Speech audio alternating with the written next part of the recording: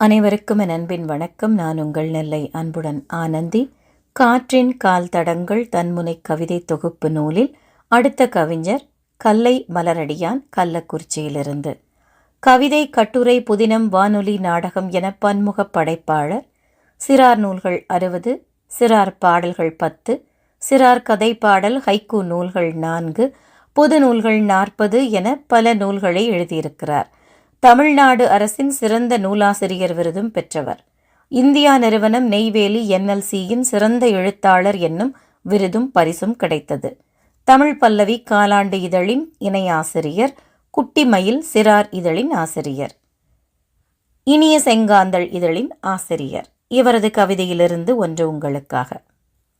அன்பின் முதிர்வு ஆனந்த இசை, கன்றுகளாய் துள்ளும் காதல் மந்திரம். ஒரு காதலினுடைய சிறப்பு, அதாவது ஒரு சொல்லுவாங்க இல்லையா, சின்ன வயசில் ஒரு அறியாத பருவத்தில் வரக்கூடிய காதல் நிலச்சி நிற்கிறதில்ல. அது நம்ம எல்லாருக்குமே தெரியும்.